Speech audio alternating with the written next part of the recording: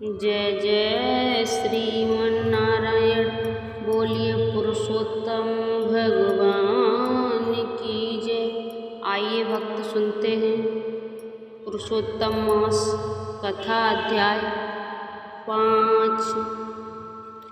नारद जी बोले, हे महाभाग, हे तपोनिधे, इस प्रकार अधिमास के वचनों को सुनकर हरि ने चरणों के आगे पड़े हुए अधिमास से क्या कहा।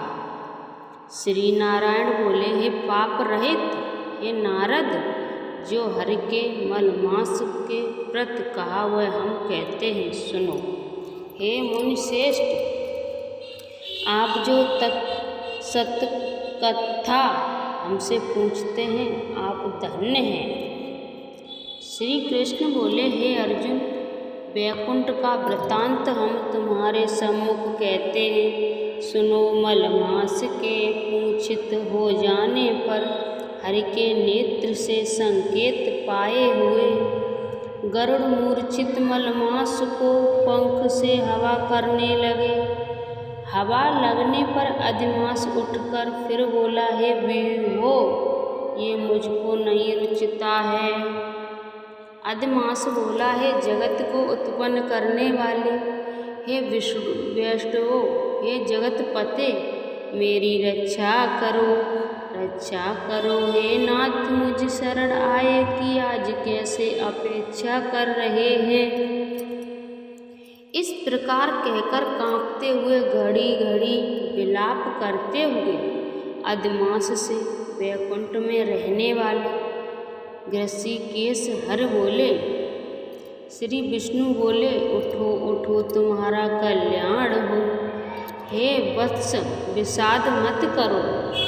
हे निरीक्षर, तुम्हारा दुख मुझको दूर होता नहीं, ज्ञात होता है।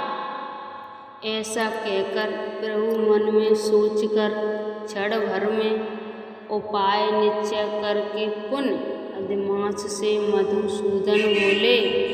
श्री विष्णु बोले, हे वत्स, योगियों को भी जो दुर्बल गोलोक है वहाँ मेरे साथ चलो, जहाँ भगवान श्री कृष्ण पुरुषोत्तम ईश्वर रहते हैं।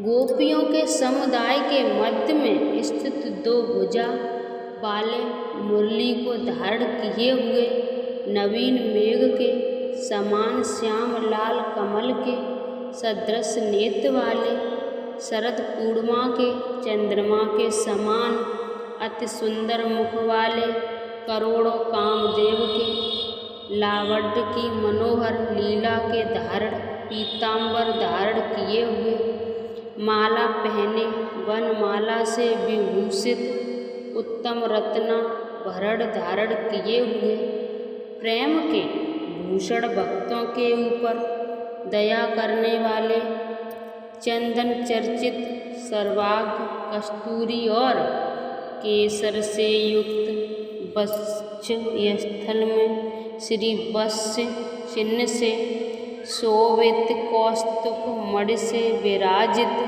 श्रेष्ठ से श्रेष्ठ रत्नों के चार से रचित किरीट वाले, कुंडलों से प्रकाशमान रत्नों से सिंहासन पर बैठे हुए, पार्षदों से घिरे हुए जो है वही पुराण पुरुषोत्तम पर ब्रह्म हैं। वे सर्वत्र स्वतंत्र हैं, ब्रह्मांड के बीच सबके आधार, परे से भी परे, निष्प्रह निर्विकार परिपूर्णतम प्रभु, माया से परे, सर्वशक्ति संपन्न, गुण रहित, नित्य शारीरिक, ऐसे प्रभु जिस गोलोक में रहते हैं वहाँ हम दोनों चलते हैं। वहाँ श्री कृष्णचंद्र तुम्हारा दुख दूर करेंगे। श्री नारायण बोले, ऐसा कहकर अधिमास का हाथ पकड़कर हर गोलोक को गए। हे मुने, जहाँ पहले के प्रलय के समय में वे अज्ञान रूप महा अंधकार को दूर करने वाले, ज्ञान रूप मार्ग को दिखाने वाले केवल ज्योति स्वरूप थे।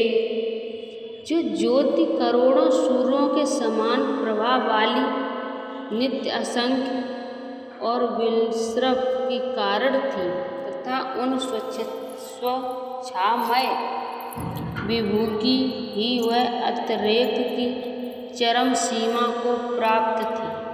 जिस ज्योति के अंदर ही मनोहर 3 लोक विराजित हैं, हे मुने, उसके ऊपर अविनाशी ब्रह्म की तरह वो लोक विराजित है। 3 करोड़ योजन का चौतरफा जिसका विस्तर है और मंडलाकार जिसकी आकृति है, ललहाता हुआ साक्षात मूर्तिमान तेज का स्वरूप है, जिसकी भूमि रत्नमय है। योगिनियों द्वारा सुपन में जो भी अदृश्य है, परंतु जो विष्णु के भक्तों से गम्य और दिव्य है, ईश्वर ने योग्य द्वारा जिसे धारण कर रखा है, ऐसा उत्तम अंतरिक्ष में स्थित है। आदि व्याधि बुढ़ापा मृत्यु शोक भय आदि से रहित है। श्रेष्ठ रत्नों से भूषित असंख्य मकानों से शोभित है। उस गोलोक से नीचे 50 करोड़ योजन के विस्तार के भीतर दाहिने वैकुंठ और बाएं उसी के समान मनोहर शिवलोक स्थित है। 1 करोड़ योजन विस्तार के मंडल का वैकुंठ शोभित है। वहाँ सुंदर पीतांबरधारी वैष्णव रहते हैं। उस वैकुंठ के रहने वाले शंख चक्र गदा पद्म धारण किए हुए लक्ष्मी के सहित चतुर्भुज हैं। उस वैकुंठ में रहने वाली स्त्रियां बजते हुए निपुर और करधनी धारण की हैं, सब लक्ष्मी के समान रूपवती हैं।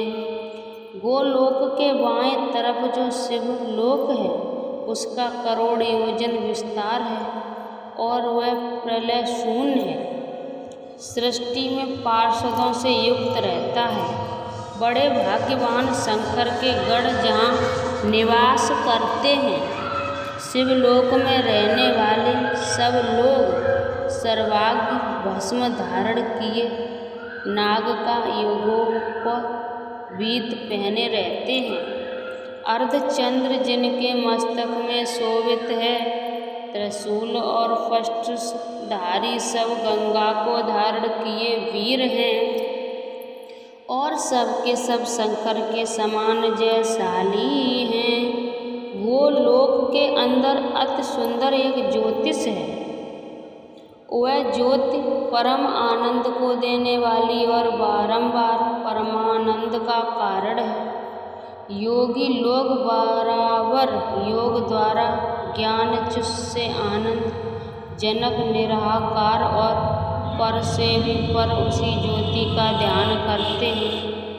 उस ज्योति के अंदर अत्यंत सुंदर एक रूप है, जो कि नील कमल के पत्तों के समान, श्याम लाल कमल के समान नेत्र वाले, करोड़ों शरद पूर्णिमा के चंद्र के समान शोभायमान मुख वाले, करोड़ों कामदेव के समान सौंदर्य की लीला का सुंदर धाम, जो भुजा वाले, मुरली हाथ में लिए, मंदहास युक्त पीतांबर धारण किए, श्री वत्स चिन्ह से शोभित वक्ष स्थल वाले, कैस्तुक मड से सुशोभित, करोड़ों उत्तम रत्नों से जड़ित, चमचमाते किरीट और कुंडलों को धारण किए, रत्नों के सिंहासन पर विराजमान, वनमाला से शोभित वही श्री कृष्ण नाम वाले पूर्ण पर ब्रह्म है। अपनी इच्छा से ही संसार को नचाने वाले, सबके मूल कारण, सबके आधार पर से भी परे छोटी अवस्था वाले, निरंतर गोप वेश को धारण किए हुए करोड़ों पूर्ण चंद्रमा की शोभा से संयुक्त भक्तों के ऊपर दया करने वाले, निसंशय विकार रहित परिपूर्णतम स्वामी, रास मंडल के बीच में बैठे हुए शांत स्वरूप, रास के स्वामी, मंगल स्वरूप, मंगल करने के योग्य, समस्त मंगलों के मंगल, परमानंद के राजा, सत्य रूप, कभी भी नाश न होने वाले, विकार रहित समस्त सिद्धों के स्वामी, संपूर्ण सिद्धि के स्वरूप, अशेष सिद्धियों के दाता, माया से रहित ईश्वर, नर गुण रहित, नित्य शरीरी, आदि पुरुष, अव्यक्त अनेक है, नाम जिनके अनेकों द्वारा स्तुत किए जाने वाले, नित्य स्वतंत्र, अद्वितीय, शांत स्वरूप, भक्तों को शांत देने में परायण, ऐसे परमात्मा के स्वरूप को शांत प्रिय, शांत और शांत परायण और विष्णु भक्त हैं, वे ध्यान करते हैं। इस प्रकार के स्वरूप वाले भगवान कहे जाने वाले वही एक आनंद कंद श्री कृष्णचंद्र हैं। श्री नारायण बोले, ऐसा कहकर भगवान सत्य स्वरूप विष्णु अधिमास को साथ लेकर शीघ्र ही पर ब्रह्मयुक्त गोलोक में पहुँचे। सूत जी बोले, ऐसा कहकर साक्रिया का ग्रहण किए हुए नारायण मुनि के चुप हो जाने पर आनंद सागर पुरुषोत्तम से विदित प्रकार की नई कथाओं को सुनने की इच्छा रखने वाले नारद मुनि उत्कंठापूर्वक बोले। श्री पुरुषोत्तम मास 5वां अध्याय समाप्त। आप सभी भक्तों ने ये श्री पुरुषोत्तम मास 5वां अध्याय सुना। इसमें मैंने कुछ गलत बोला हो तो आप सभी मुझे माफ़ करें। इस वीडियो को ज़्यादा से ज़्यादा शेयर करें, लाइक शेयर सब्सक्राइब जरूर करें। अगली वीडियो मिलेगी। जय श्रीमन्नारायण। राधे राधे।